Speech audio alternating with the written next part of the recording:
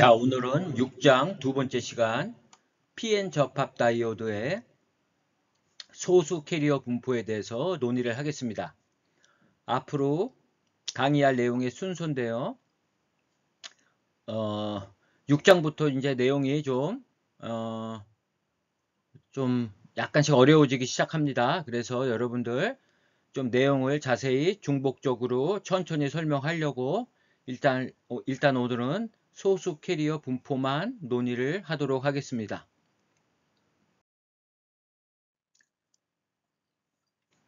자, 소수 캐리어 분포. 먼저 열평형 상태에서 공핍층 경계면에서의 소수 캐리어 농도를 구해 보겠습니다. 공핍층 경계라는 것은 이 부분이 되겠습니다. 그리고 우리 반도체의 주인공은 전자죠. 자, 일렉트론 퍼스트. 자, 전자부터 구해 보도록 하겠습니다. 여기서 까만색이 전자고요. 하얀색 원이 양공입니다. 그러면 전자는 N형에서 P형으로 이렇게 건너오겠죠. 확산해 와서 이 경계면에 딱 도착할 겁니다. 이 도착하는 순간 여기에서의 전자의 농도, 양공도 마찬가지로 공핍층을 가로질러 건너오죠. 이렇게 확산해 오다가 이 경계면에 딱 도착했을 때 N형 반도체의 공핍층의 경계면에 딱 도착했을 때 양공의 농도, 모든 게 이제 여기서부터 시작이 됩니다. 이때 양공의 농도를 한번 구해 보도록 하겠습니다. 그리고 뒤에서 배울 거지만 그 다음부터 이 전자가 어떻게 간다 그랬죠? P형 반도체의 다수 캐리어 양공과 재결합하면서 소멸해 갑니다. 그 그림을 이렇게 표시한 건데요. 이때 지수 함수적으로 이렇게 소멸해 갑니다. 그거는 뒤에서 이제 자세히 또 다룰 것입니다. 그리고 양공도 마찬가지로 이렇게 재결합하면서 소멸해 갑니다.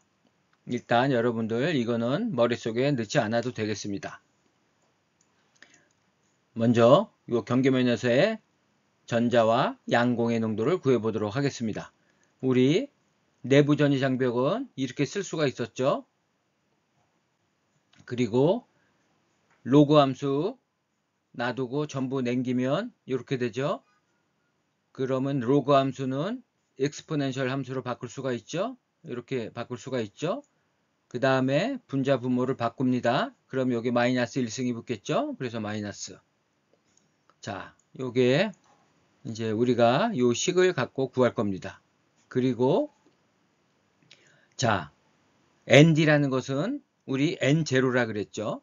그런데 이제 이렇게 PN 접합에서는 반도체 유형을 구별해야 됩니다. 그래서 ND라는 것은 N형 반도체 열평형 상태의 전자 농도 N0라 그랬죠.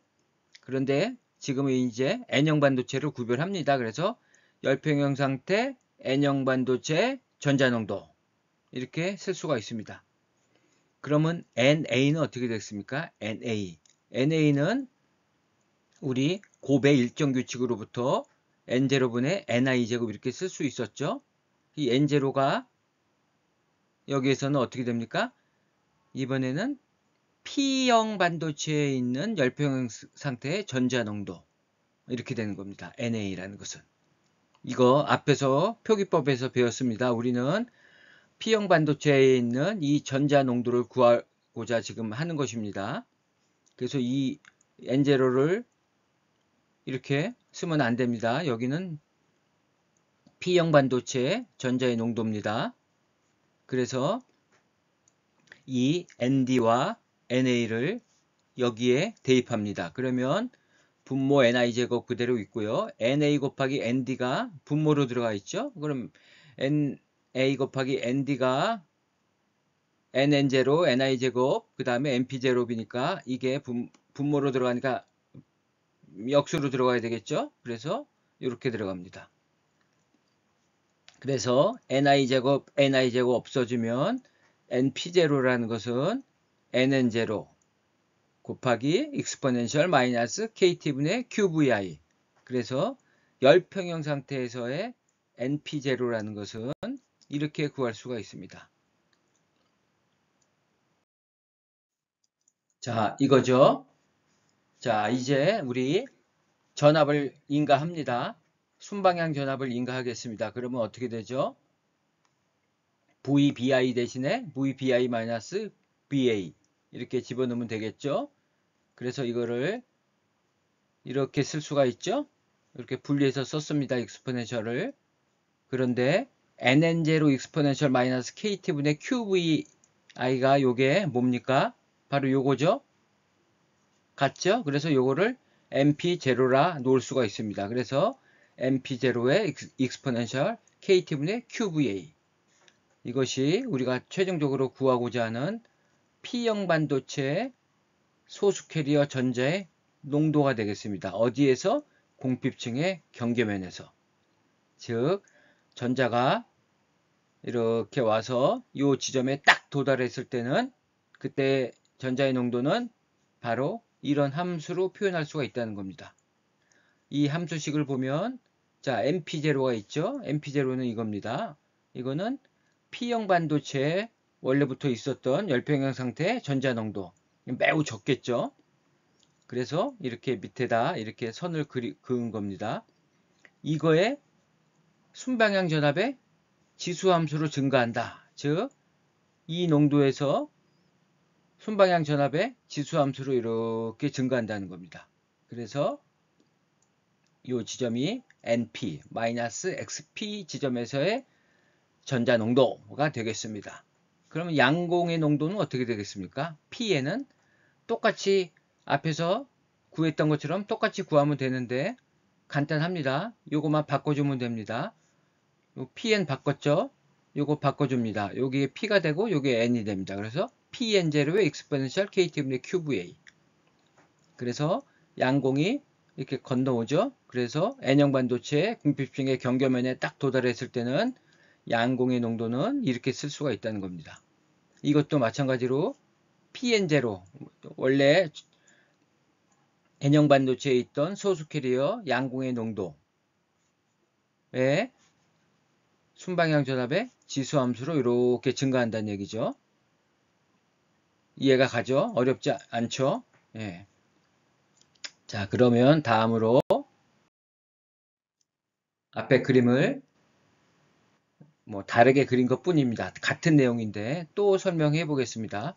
자, 열평형 상태에서 PN 접합입니다. 이렇게 돼 있었죠.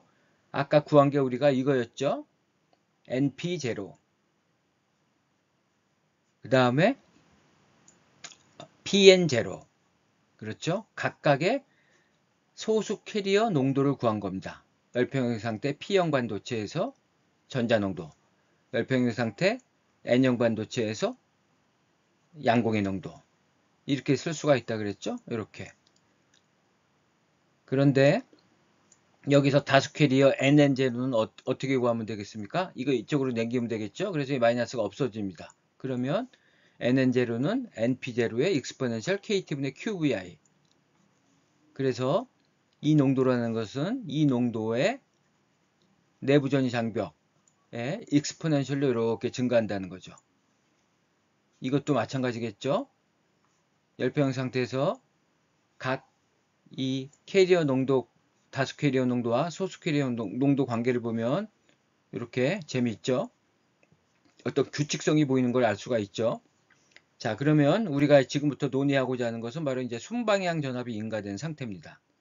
아까 그 그림이죠? 전자가 이렇게 주입이 됩니다. 이 표현을 여러 가지로 씁니다. 확산해 간다, 공핍증을 가로질른다, 이 전자가 소수 캐리어가 되니까 소수 캐리어가 주입이 됐다.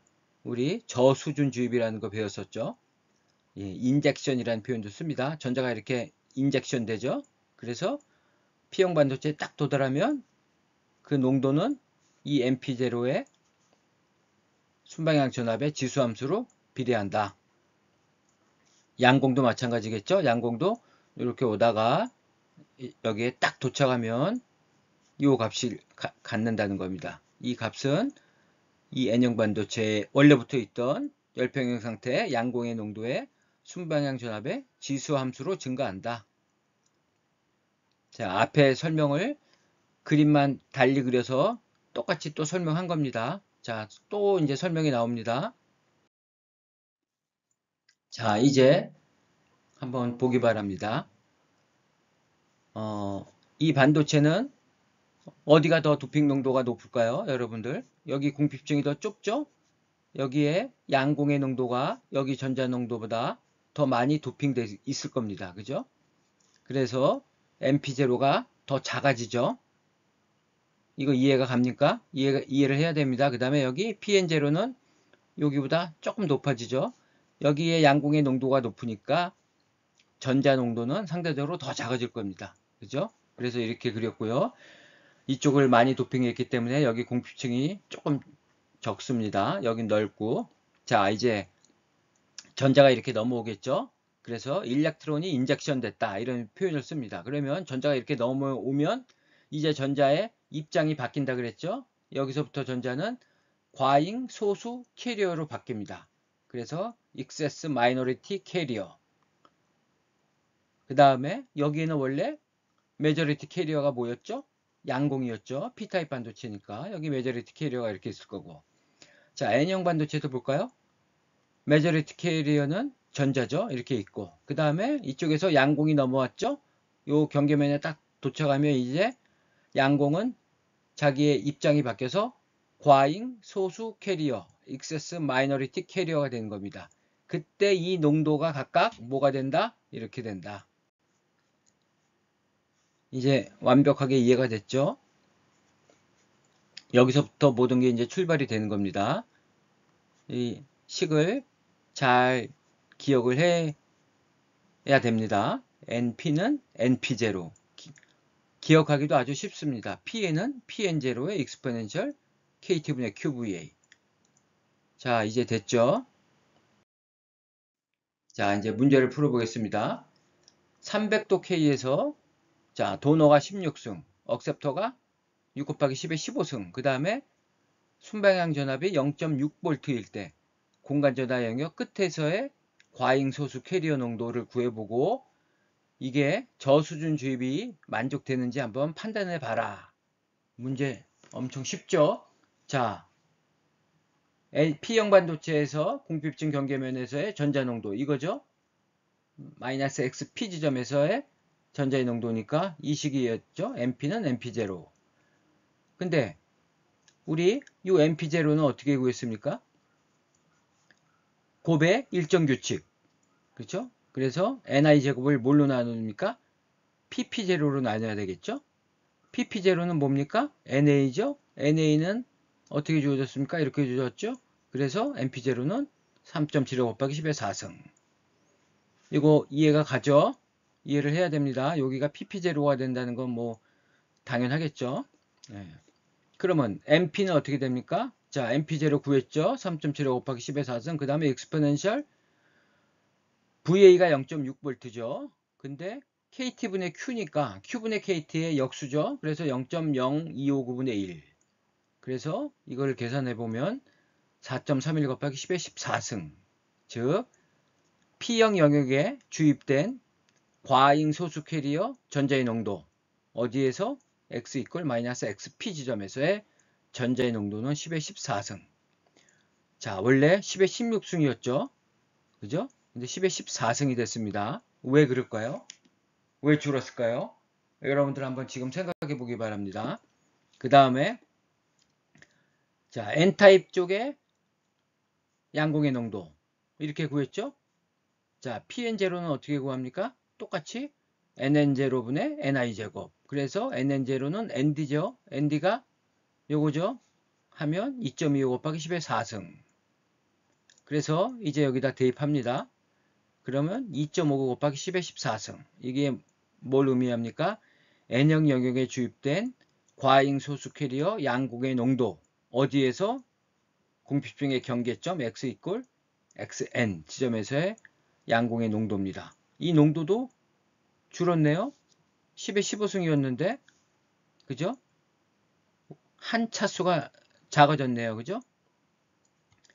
자, 이제 이걸 한번 해석을 해보겠습니다. 자, 이런 겁니다. 자, N형 쪽에도 도핑을 많이 했죠. 공핍층이 작습니다. 도핑이 더 N을 많이 했으니까 P의 농도는 더 작겠죠. 이거보다 작습니다. 그럼 이쪽은 우리 앞에서 NP0 구했죠. 이렇게 구했고 PN0 이렇게 구했습니다. 그 다음에 NN0가 1 곱하기 10의 16승이었죠. 그 다음에 PP0는 6 곱하기 10의 15승. 이게 NA이고 이게 ND였죠. 자, 이렇게 도핑된 전자가 이제 이쪽으로 이렇게 건너오죠. 인젝션 됩니다. 인젝션 됐더니 그 농도가 여기 NP. 아까 구했죠? 4.31 곱하기 10의 14승. 자, 양공도 쭉 확산해 오죠. 인젝션 됩니다. 여기 딱 도착하는 순간 자기 자신은 과잉 소수 캐리어로 바뀌었고 그때의 농도는 2.5 곱하기 10의 14승 됐습니다. 자, 이게 로레벨 인젝션을 만족하는지 보겠습니다. 우리 과잉 캐리어 농도가 그 반도체의 다수 캐리어 농도보다 10배 이상 작아야 된다 그랬죠. 자, 양공을 먼저 보겠습니다. 양공 여기 넘어왔죠. 2.5 곱하기 10의 14승입니다. 그러면 이 N형 반도체의 다수 캐리어는 뭐죠? 이거죠. 1 곱하기 10의 16승. 자, 1, 5다 이상 차이가 나죠. 자, 로레벨 인젝션 만족합니다. 다음에 P형 반도체 쪽의 전자를 보겠습니다. 전자가 10의 16승에서 건너오면서 10의 14승이 됐죠. 자, 한 차수 이상 크죠. 역시 로레벨 인젝션 만족합니다. 그리고 소수 캐리어 농도를 볼까요? 소수 캐리어 농도는 이 과잉 캐리어 농도로 근접한다 그랬죠. 그냥 이게 워낙 작으니까. 그죠? 그래서 과잉 소수 캐리어 농도는 이게 되는 겁니다. 그냥. 자, 로레벨 인젝션 만족합니다. 그래서 작은 순바이어스 상태에서 로레벨 인젝션을 만족한다. 우리 VBI를 구해보면 이 도핑 농도에서 구해보면 0.681V 정도가 나옵니다. 그런데 우리가 지금 0.6V를 가했죠. 순방향 전압. 그러면 내부 전위 장벽은 VBI-VA죠. 그러면 내부 전위 장벽이 0.081. 아직 장벽이 조금 존재하죠. 그래서 사실 이 전자가 다 이쪽으로 못 갑니다. 어떤 의미인지 알겠죠? 예. 이 장벽이 없으면 모든 게 다 갈 겁니다. 그죠? 그래서 이 내부 전위 장벽보다도 큰 순방향 전압을 걸어주면 에너지 밴드가 역전이 돼서 공핍증이 더 이상 생기지 않는다 그랬죠. 지난 시간에. 근데 아직까지 장벽이 조금 있는 거죠. 그래서 이 캐리어가 이렇게 다 건너가지 못하고 일부 이렇게 줄어드는. 그래서 이렇게 감소한 거를 우리가 알 수가 있습니다. 이 개념을 여러분들 잘 이해를 하셔야 됩니다. 그래서 다음 시간부터는 이제 미분 방정식을 풀 거고 이제 PN 접합 다이오드의 전류전압 특성도 유도할 것입니다. 자, 이것으로 오늘 강의는 마치도록 하겠습니다.